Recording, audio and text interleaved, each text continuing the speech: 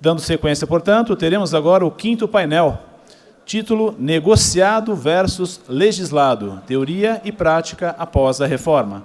Para compor a nossa mesa de trabalhos, convidamos o Dr. César Augusto de Mello, o Dr. Maurício César Arese, o Dr. João Alberto Alves Machado e, para coordenar os trabalhos, Sua Excelência, a desembargadora do TRT da 15ª Região, doutora Rita de Cássia Pencal Bernardino de Souza.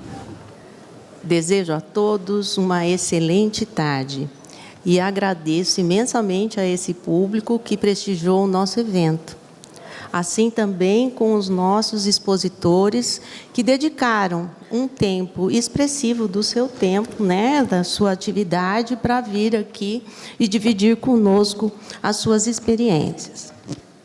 Eu espero que todos estejam aproveitando esse congresso, porque tentamos trazer as matérias mais polêmicas da atualidade, o que inclui, naturalmente, a reforma trabalhista. E este painel não poderia deixar de ser diferente, e, na minha opinião, é o ponto central da reforma trabalhista, porque altera a direção da forma de regulamentação das relações do trabalho. Desde 1930, nós temos a regulamentação pública prevalecendo sobre a autônoma, que é o legislado, sobrepondo ao negociado. E agora a reforma trabalhista pretende inverter esses polos, fazendo com que o negociado prevaleça sobre o legislado. Como os defensores da reforma dizem, é a intervenção mínima do Estado nas relações de trabalho.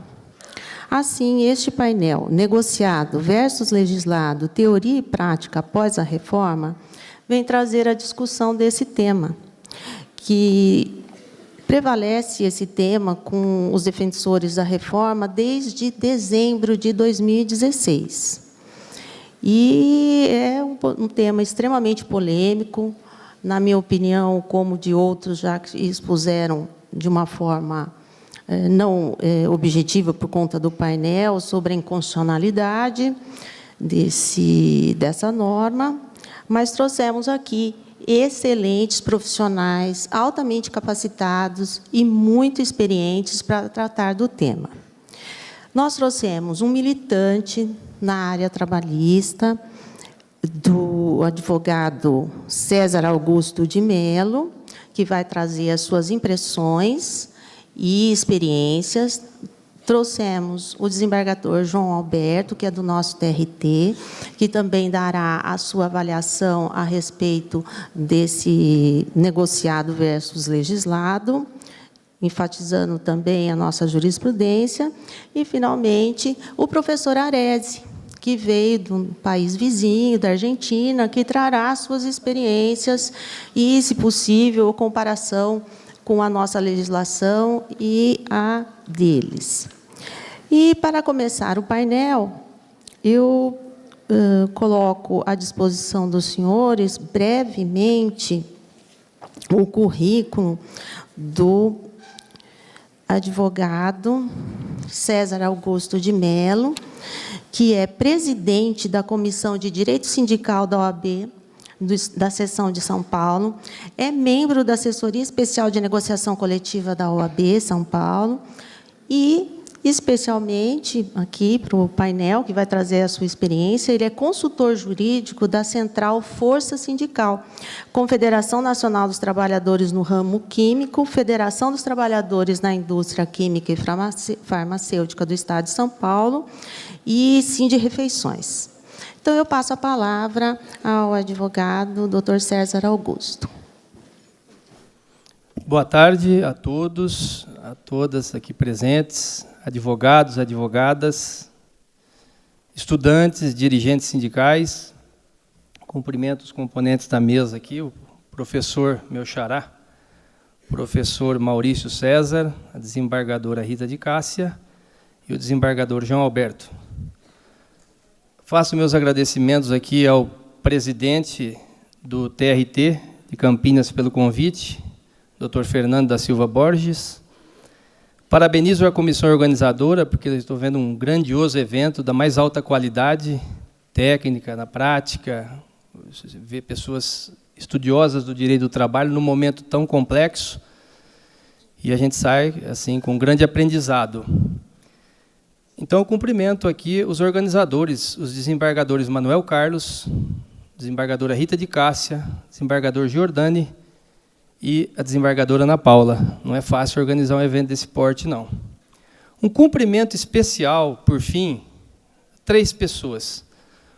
Uma é o desembargador Giordani, pela força que ele tem dado nas palestras e aulas para nós na OAB, nos cursos de direito sindical, sempre prestativo, sempre atendendo a advocacia com seus ensinamentos, e a gente sabe que é de primeira qualidade.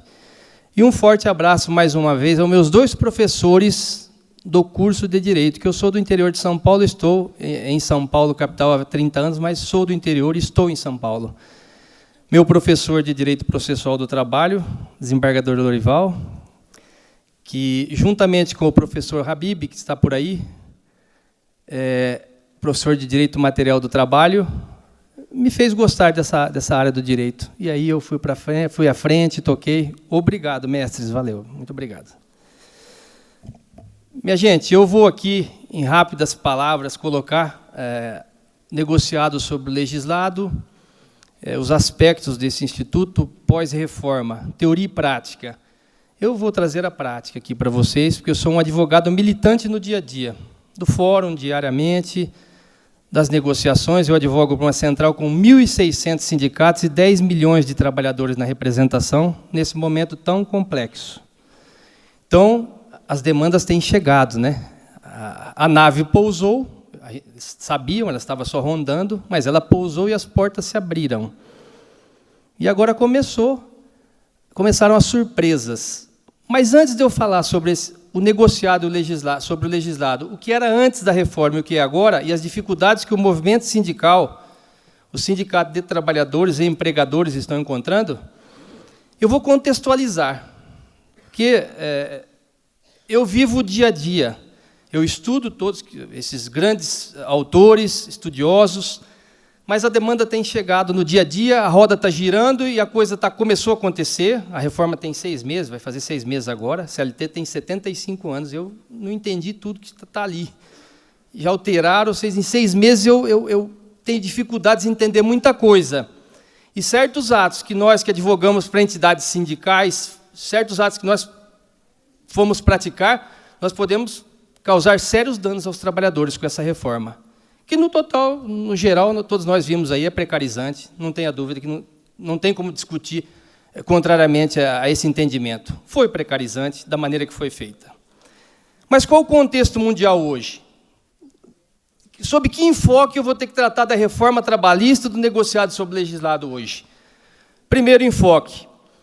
O mundo mudou, mas muito. 30 anos para cá, muito. E nós estamos envolvidos nessas mudanças. Gostemos ou não, queiramos ou não.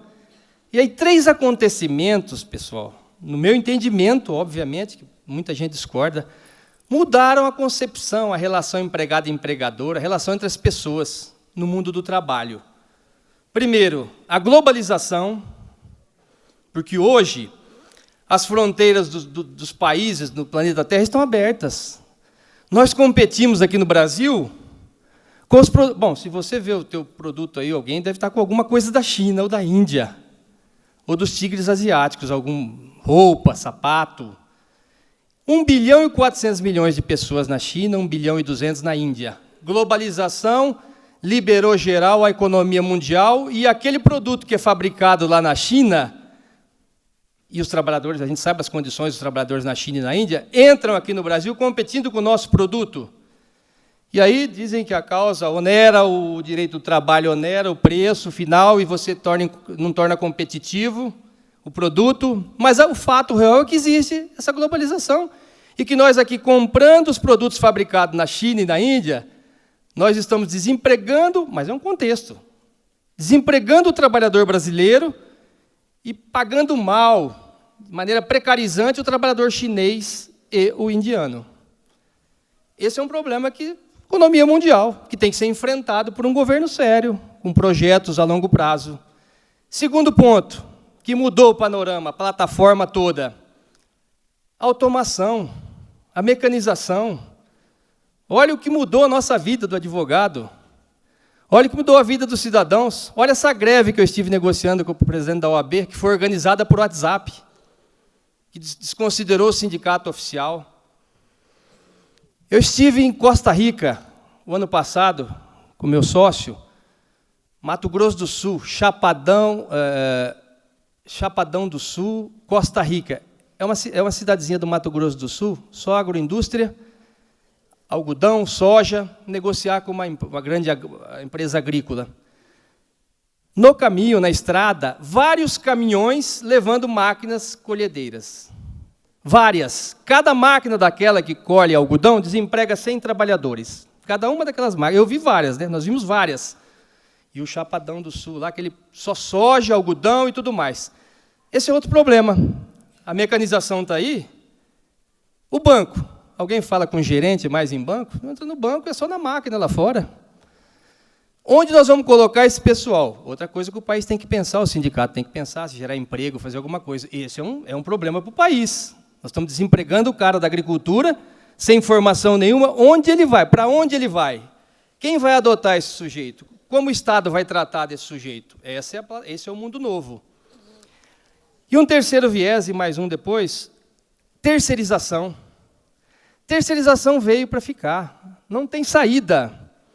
O sindicato terceiriza, a central terceiriza, o judiciário, o executivo e o legislativo terceirizam. É ruim a terceirização? Não.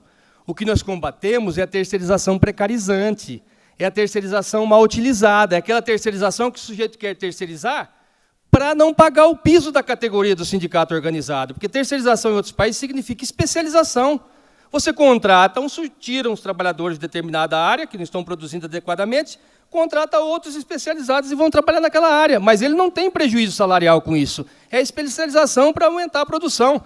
Aí dizem, mas funciona nas montadoras da terceirização? Que crítica é essa? Não, a montadora funciona na terceirização positiva, que ninguém é contrário, porque lá, o sujeito que monta o automóvel, as partes do automóvel, ele ganha o piso do metalúrgico. O sujeito que fabrica o vidro do automóvel ganha o piso do sindicato dos vidreiros. O que fabrica o pneu, o piso do sindicato dos borracheiros. Essa terceirização não tem problema nenhum. O que eu não acho, o que nós não admitimos aqui, é a terceirização precarizante, como aconteceu numa cidade aqui com a reforma trabalhista. Uma pequena empresa, a maioria são pequenas empresas. Nós negociamos com grandes agrícolas, grandes indústrias, mas a maioria são pequenas empresas e médias empresas, em que a dona, o marido tem 80 empregados, são sócios, ela separou da sociedade, vai montar uma empresa de terceirização, dispensou 80 trabalhadores e contratou terceirizados, o piso era 1.300, grande coisa já, pagando R$1.000. Todos terceirizados, então. Esse é outro problema, outro dilema que nós vamos ter que enfrentar. E mais uma, inevitável, concentração de renda no mundo. Concentração de renda, 1% da população no planeta Terra tem mais dinheiro que 99%. Hoje, por volta de 1.900 pessoas no planeta Terra tem dinheiro suficiente para ser maior que o sétimo país economicamente mais forte no planeta Terra. Olha o panorama que nós vamos discutir, negociado sobre legislado, o que prevalece, o que não prevalece, o que vai sair disso. É nesse panorama, isso em termos gerais. Aí vamos para o Brasil, isso é planeta Terra. Brasil, vamos discutir, adoraria a pluralidade sindical aqui, liberdade, porque aqui tem um monopólio de sindicato, né? Ele monta o sindicato dele, não tem concorrência, arrecada o que bem entende, presta serviços ou não até então, mas o dele chega, o dinheiro dele chega pela contribuição sindical. Por quê? Sistema confederativo, está lá o triângulo, sindicatos, federações, confederações, unicidade sindical, monopólio de representação. Um sindicato único por base, mais de um sindicato da mesma categoria não pode, o legislador disse. Bom, esse é o sistema que nós adotamos. Ah, mas só o Brasil não ratificou a Convenção 87. E daí, não ratificou. Eu gostaria que tivéssemos liberdade sindical com travas para criar o segundo, né, para tentar mostrar qualidades, para que o segundo fosse criado na mesma base, mas não é assim. Nós temos a unicidade, o artigo 8º, tratando da unicidade, custeio e representação. É sob esse enfoque que eu tenho que discutir, gente. Eu não posso filosofar enquanto o trabalhador está chegando e tendo problemas com a reforma. Eu não posso ficar nessa discussão teórica, porque a solução eu tenho que dar para o problema naquele momento. Eu não tenho tempo de discutir mais a fundo, porque o problema, eles querem a solução imediata, principalmente agora. Eles estão chegando já estão vindo, já estão voltando para os sindicatos, questionando os problemas dentro da empresa. E aí você pega esse sistema, com a representação fragilizada dos sindicatos, é óbvio que é fragilizada, e quando tenta se impor e representar de verdade, encontra travas, que eu vou mostrar para vocês daqui a pouco por quê. Sindicatos não atuam nessa reforma trabalhista, eu vi muita gente reclamar, com razão, muitos sindicatos não atuaram de forma adequada. Mas muitos também tentaram se organizar para denunciar a precarização dessa reforma. Olha como funciona nos bastidores. E aí as centrais se reuniram, porque tinham dinheiro da contribuição sindical, se reuniram e resolveram cotizar um anúncio de 20 segundos. Custava acho que 1.200.000 esses 20 segundos em cada TV. Para falar, trabalhador brasileiro, a reforma é precarizante, não pode, aquela coisa, mostrar por que eles deveriam questionar seu deputado, pagando. Nenhuma emissora de TV aceitou essa propaganda antes dos jornais. Pagando, não aceitou. Mas aí não aceitou, não dá para fazer isso. Vamos para Brasília, pessoal, vamos para Brasília. As centrais se cotizaram, vocês se lembram. 20.000 pessoas, não sei quantos ônibus, fomos para Brasília. Chegando em Brasília, de forma ordeira, para tentar pressionar o Congresso, sensível a toda essa pressão, como eles foram. Fomos para lá, manifestações lá no Palácio, em frente, interferiram na manifestação, adentraram os black blocs, né? Quebraram tudo, puseram fogo nos prédios lá, arrebentaram com tudo, a gente pedindo, não, vamos fazer isso aqui de forma ordeira, questionar, gritar, é direito de se manifestar. Bom, enfim, fizeram aquilo que vocês viram ano passado, antes da reforma. Resumindo tudo, está lá uma ação do governo federal, não sai na mídia. Sobrou para CUT, para a Força Sindical e para a CSB. No polo passivo também estava o sem terra e o sem teto, só que esse pessoal não tem pessoa jurídica, eles são sem terra e sem teto, vocês não encontram ninguém. Não tem como achar o pessoal. Sobrou para quem? CUT, Força Sindical e CSB. Sabe qual é o valor da ação? 106 milhões, 3 ações. O governo federal está cobrando. Nós já contestamos. 106 milhões. Por quê? Puseram fogo nos prédios, dando material, mas um dia de salário do servidor público, vocês não deixaram eles trabalhar, então vocês pagam para o governo. Olha só.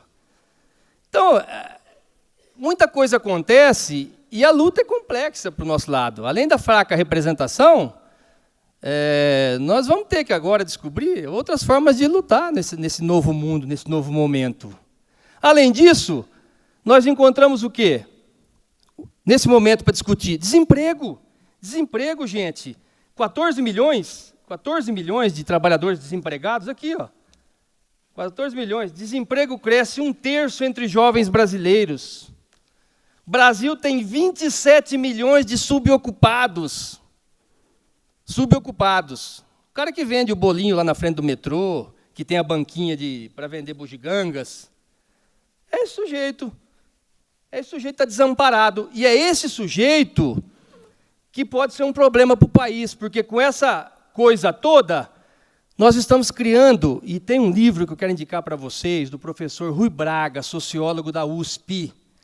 Ele se chama A Rebeldia do Precariado.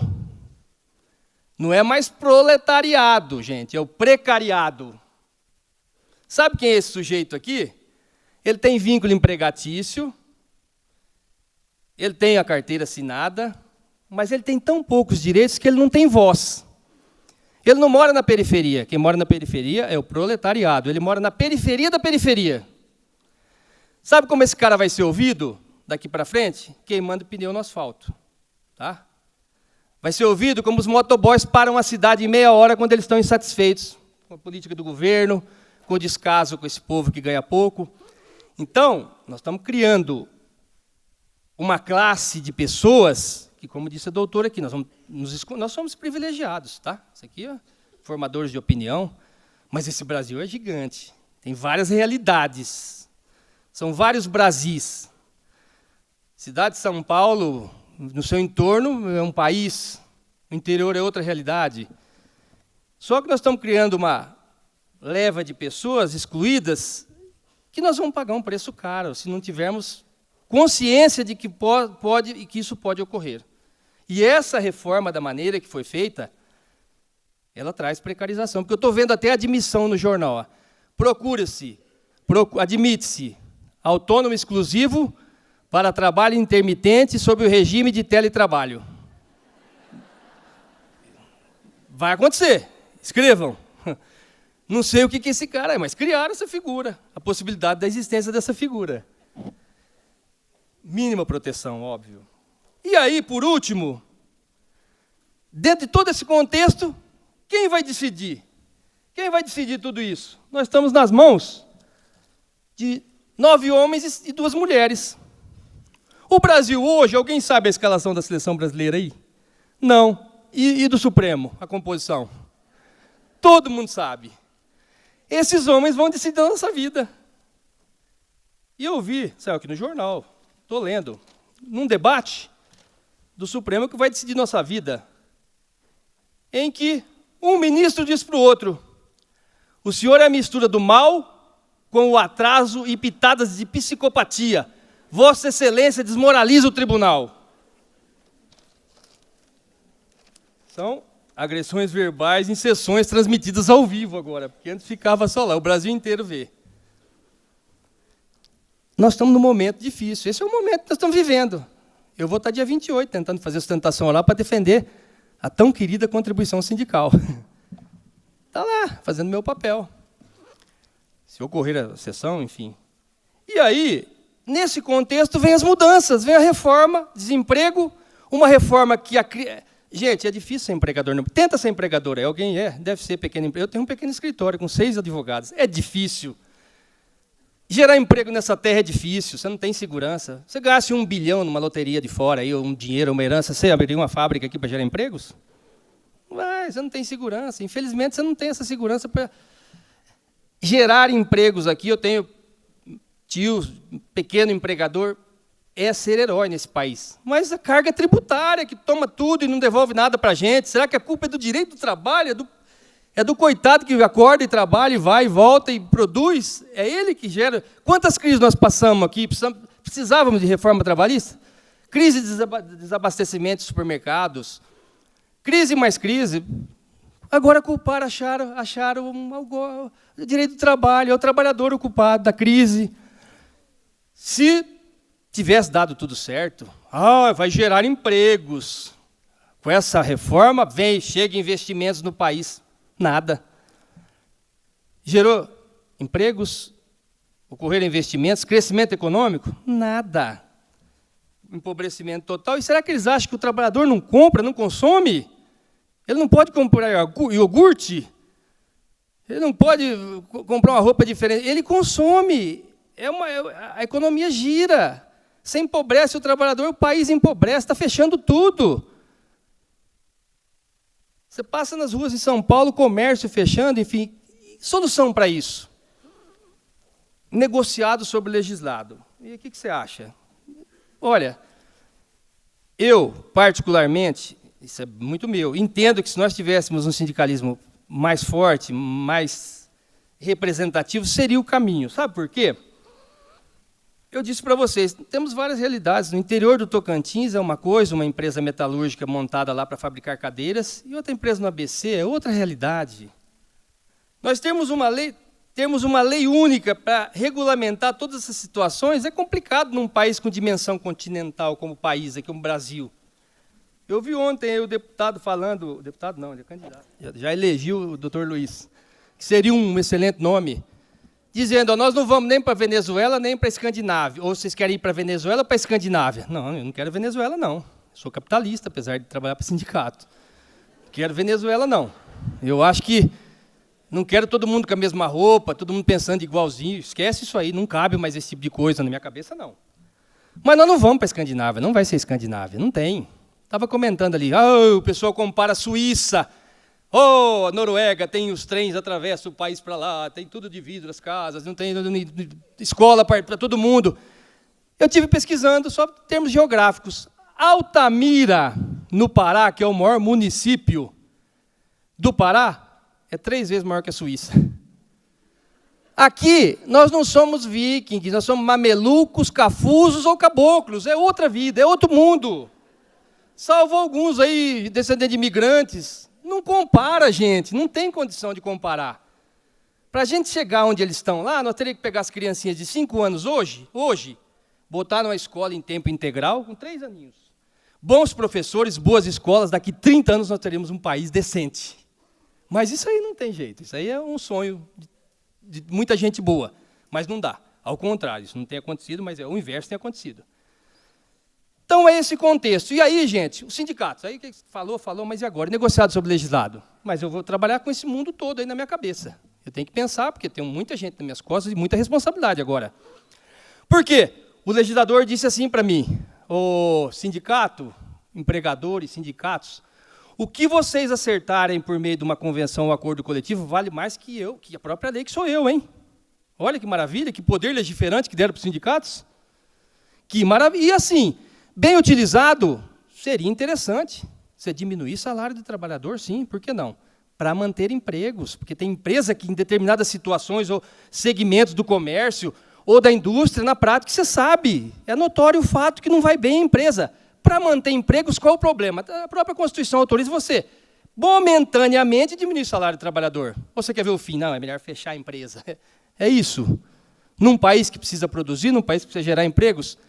Então, a negociação coletiva viria para moldar a legislação ou a situação ao fato concreto, à realidade daquela localidade. Tem lugar que só se locomove através de barcos. A negociação coletiva vai regulamentar isso aí. Questão das horas em itinere. Aí, questão das horas em itinere. Acabaram.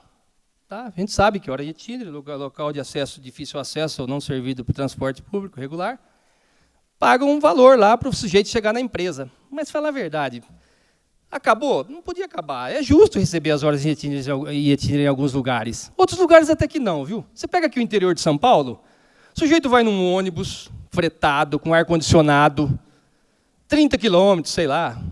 Nem precisa horas em itinere, é um passeio gostoso, rodovias duplicadas. Eu acho que não precisaria, não. Mas vai lá no Alto Araguaia, vai lá ver. O sujeito levanta 5 horas da manhã, sai da cidadezinha dele, vai chegar 7h30 na destilaria. 80 quilômetros. Não tem asfalto, gente. É só buraco. É um buraco emendado em outro. Eu tenho gravado isso, que eu tive que falar na Academia Nacional, eu levei. O filme. Agora, esse cara talvez mereça hora em itinere, gente.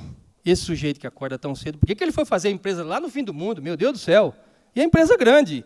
Ele não precisa do trabalhador, então uma contrapartida desse sufoco. Ele vai chegar 1h30 depois que ele sai da empresa em casa, numa estrada, quando chove, não passa, é trator tirando ônibus. Esse cara merece hora em itinere. Então, não dá para gente... A negociação coletiva pode tratar disso. Outro exemplo que disseram para mim, redução de jornada de horário de almoço. Nossa, isso é um crime. Não, vai morrer essa pessoa se ela ficar meia hora, se ela trabalhar, descansar só meia hora, acaba com a vida dela. Não tem condições. Não é assim também não. Um estivador não aguenta descansar só meia hora. Um operador de calandra não aguenta. O que mais? O operador de caldeira numa usina não aguenta. É difícil. Um cortador de cana não aguenta descansar, ele teria que descansar muito mais. Mas me veio um caso concreto. Recentemente. Eu sou do interior aqui de São Paulo, Guararapes, Araçatuba, Guararapes, uma cidadezinha chamada Rubiácea, 3.000 habitantes.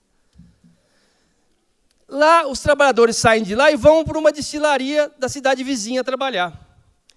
E eles sabem que eu advogo para o sindicato do pessoal da cidade, sabe? Eu volto lá, revejo os amigos e tal.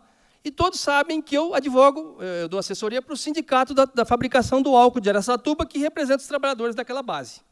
Chegou uma moça de 25 anos, Priscila, eu falo isso em todo lugar. 25 anos, vontade de trabalhar com um bom emprego na destilaria, que fica a 40 quilômetros da faculdade, que é em Araçatuba. O que ela falou? César, eu sei que você advoga para o sindicato, isso antes da reforma. Você não teria como ver com o sindicato, fazer um acordo aqui para diminuir meu horário de almoço, que eles vão me pagar a faculdade, e eu tenho que sair meia hora mais cedo, porque senão eu vou perder aula todo dia, eu não consigo concluir o curso. Fui falar com o sindicato? Nem fui. Falei, Priscila, a gente está em segurança, não pode, vem Ministério Público para cima e tal. Mas, pelo amor de Deus, eu vou perder o bolsa de estudo de direito? Nossa, isso é sindicato? E ficou revoltada com o movimento sindical de lá da região. Nesse caso, trabalha no RH, viu? Não é operadora de caldeira, não. Trabalha no RH. Não seria razoável para essa menina se fazer um acordo para ela estudar? Ou não? Eu estou enganado, não sei. Ela tem saúde, não é uma coisa estafante, de desgaste físico também, não é aquela maluca. São essas coisas que nós precisamos agora rever, né? Caso a caso, mas tem que ter sindicato competente, tem que ter sindicato que saiba fazer e faça com responsabilidade. E aí, isso tudo começa com a negociação coletiva. Então, qual o papel nosso de dirigente? Como era a negociação coletiva antes da emenda constitucional 45 de 2004 e após a emenda constitucional 45 e a reforma? Antes era assim, eu advogo para um sindicato, o sindicato tem sua convenção coletiva, seu acordo coletivo, com vigência de 1 ano. Tá, para terminar a vigência aqui, eu começo as negociações com os empregadores ou com o sindicato de empregadores para renovar as cláusulas, né? Mando a pauta pedindo mais algumas coisas, reposição da inflação e tudo mais. O empregador senta, nós negociamos, o empregador concede. Beleza, fechamos o acordo, a convenção coletiva. O empregador não concede. Não posso, estou em dificuldade, o sindicato não pode. Não tem jeito. Suscita o dissídio coletivo. Nós a gente vem até o tribunal, ou aqui ou em São Paulo, suscitamos o dissídio coletivo, o tribunal bate o martelo. Pronto, vocês não se entenderam, eu estou resolvendo assim. Sentença normativa, cumpra-se. Maravilha, o jogo era assim. Bom, aí veio a emenda constitucional 45, de 2004, começou a complicar. Recusando-se, aí mudou. 114, parágrafo 2º. Eu vou mostrar as dificuldades. Recusando-se qualquer das partes à negociação coletiva ou arbitragem, é facultado às mesmas, de comum acordo, começa o perigo, ajuizar dissídio coletivo de natureza econômica, podendo a Justiça do Trabalho decidir o conflito, respeitadas as disposições mínimas, bem como as convencionadas anteriormente. O que aconteceu aqui? A partir de 2004, 2005, para suscitar um dissídio coletivo, eu teria que ter autorização do empregador. Antes, não. Se eu não me entendi com o empregador, você acha que ele vai me autorizar a ir lá brigar com ele no tribunal? Mas não tem lógica. É da coisa do legislador brasileiro. Antes era assim. Posteriormente a 2004, 2005, eu suscito dissídio coletivo, necessito do comum acordo para poder ir para dissídio. Se eu não conseguir o comum acordo, eu suscito o dissídio, mas o empregador contesta e meu processo é extinto sem resolução do mérito. Não aqui em Campinas, que é tribunal de vanguarda e tal. Mas tem tribunal que, se não tiver o comum acordo, extingue sem relação do mérito. Sem resolução do mérito.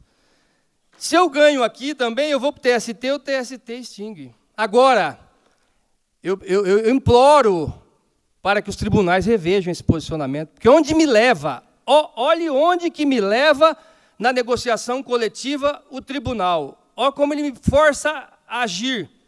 Entendimento do TST. Se eu suscito um dissídio coletivo e não tenho como acordo do empregador, se eu fizer greve, meu processo tramita. Então, teoricamente, para que eu tenha esse processo tramitando e que eu logre êxito, eu tenho que parar trabalhadores produzindo num país que está nesse momento de crise. Já fiz isso, porque é um pressuposto de admissibilidade. Foi greve.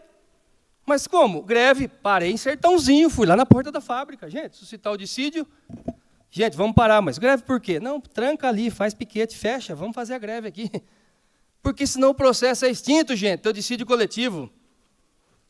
Desbalanceada, a coisa está desbalanceada.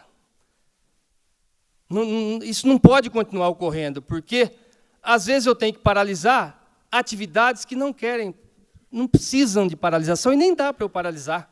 Por exemplo, essa legislação trabalhista foi construída para as indústrias, em que você fecha uma Volks lá, tem aqui gente que é da área do metalúrgico e sabe, você para 1.500 trabalhadores lá na porta, você vai numa indústria química, é fácil.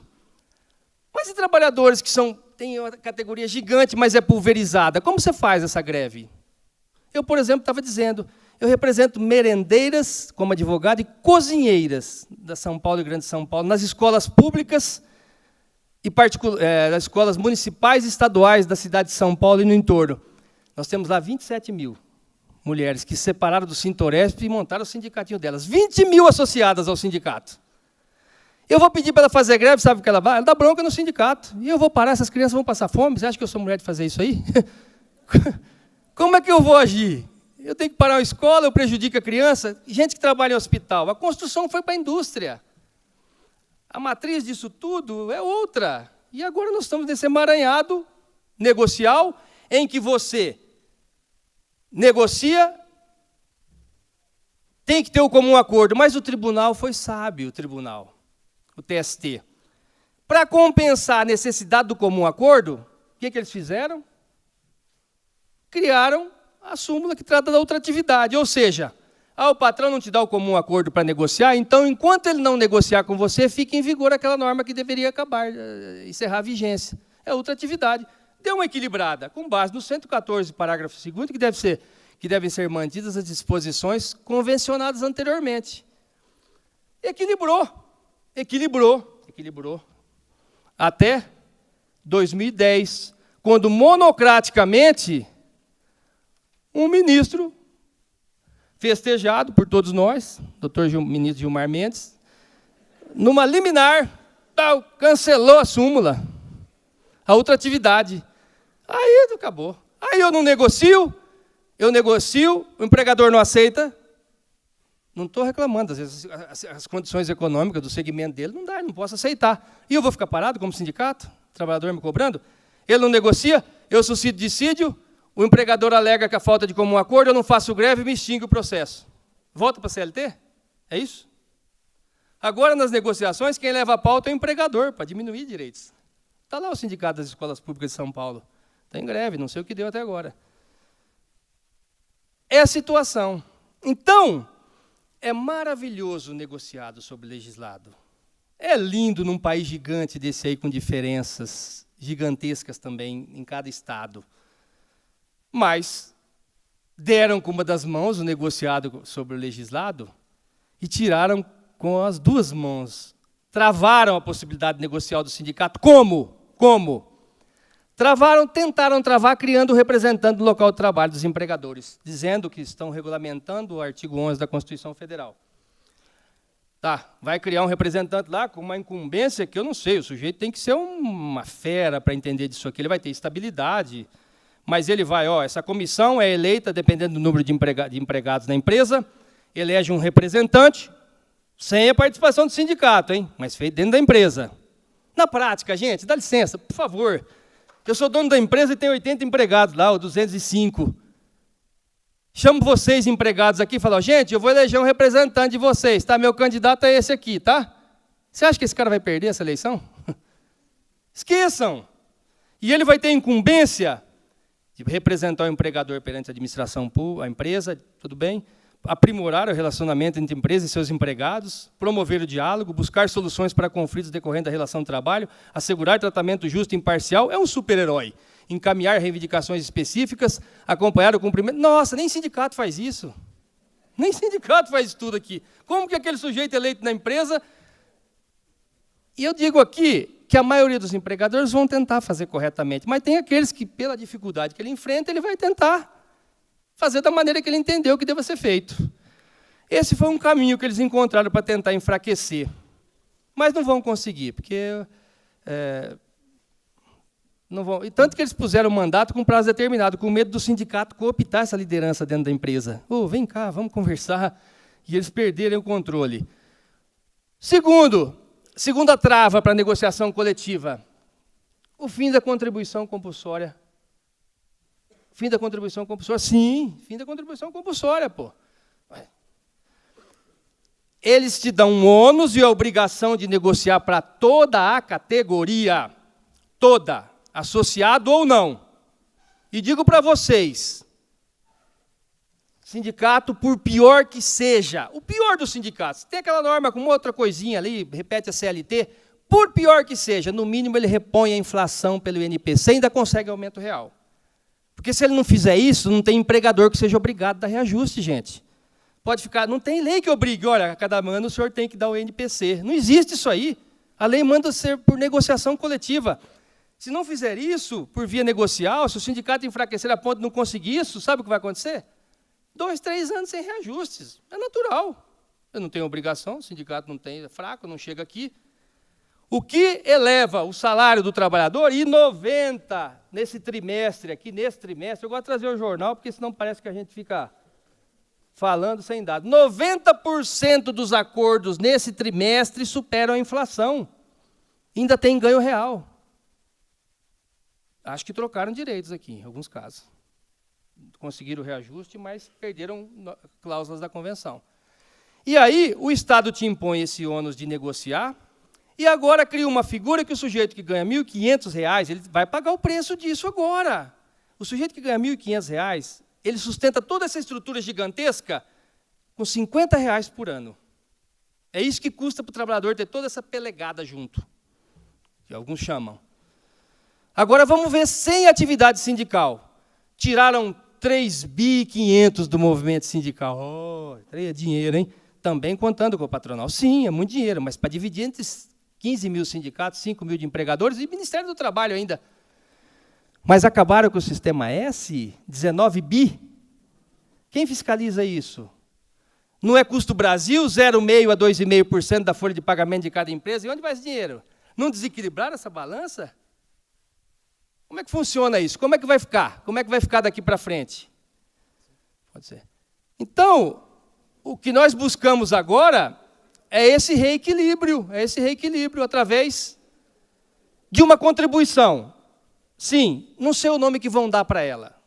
Não é contribuição sindical, nós queremos o movimento sindical, que é uma contribuição, que aquele que obteve vantagens pela negociação do sindicato pague por isso um valor.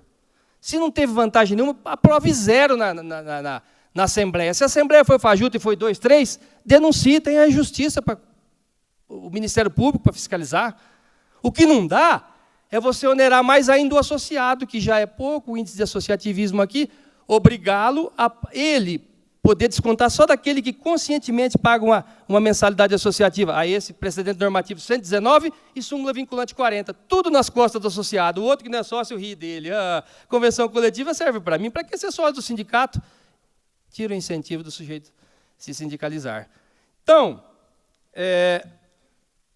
não sei. Não sei. Não sei o que vai acontecer. A gente tem estudado, ouvido esses mestres falando, vem chegando demanda, acreditamos no negociado sobre legislado e temos que ter esperança. Nós precisamos muito do judiciário trabalhista agora, muito dos juízes, do Ministério Público, porque eu ouvi numa sala no Ministério do Trabalho o Rogério Marinho dizendo que não precisa de justiça do trabalho no Brasil. Eu ouvi, e tinha mais pessoas. Então, eu acho que tem alguma coisa aí muito, muito forte, muito grande vindo, sabe? Uma onda que eu não consegui entender quem está bancando tudo isso aí. Isso pode acontecer. Então, aqui não é palestra, é desabafo, né? A gente vê aqui. Estão querendo acabar com a nossa categoria, acabar com o nosso trabalho, vai ficar quieto? Não vai dar, não. E é a justiça que mais se aproxima da justiça verdadeira, trabalhista. Agora, abusos teve abuso, gente. Dando moral virou festa. A gente sabe disso. Agora, não é assim, de afogadilho, com 30 horas de discussão. Código Civil, 20 anos, CPC, 9 anos. 30 horas de discussão, eles mudam e fazem o que fez. E tão boa a reforma, vamos fazer uma reforma, na casa fez a reforma, daí uma semana tinha uma medida provisória reformando a reforma. A medida provisória teve 900 emendas. Reforma da reforma da reforma. Isso nasceu morto, isso não tem condições de funcionar. Então, assim, boa sorte para todos nós vamos enfrentar muitos problemas, mas o Heráclito Fontoura Sobral Pinto falou, a advocacia não é uma profissão para covardes, nós vamos para cima e vamos defender a classe trabalhadora e a advocacia trabalhista.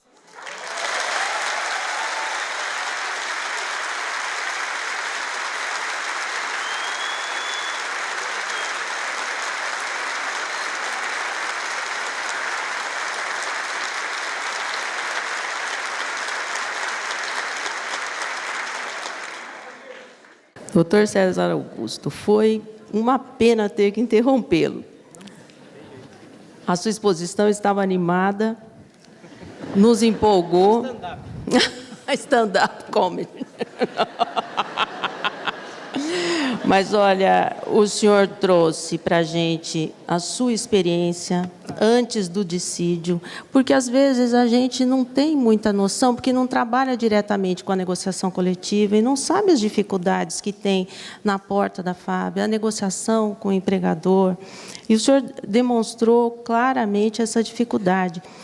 E depois, no ajuizamento do dissídio. Então, muitas vezes, a gente critica o movimento sindical, mas não sabe as dificuldades em que está enfrentando. E, como o senhor mesmo disse, o Brasil é muito grande, muitas realidades. E nós temos, acho que, 11 mil sindicatos, né? 10 mil de trabalhadores e 5 mil de empregadores. Isso também acaba dividindo a força, né, do movimento, mas eu tenho certeza que o sindicalismo vai encontrar uma maneira de contornar todos esses problemas, porque, em nome de competição, para a gente poder integrar a globalização, estão realmente precarizando todas as relações de trabalho. Muito obrigada.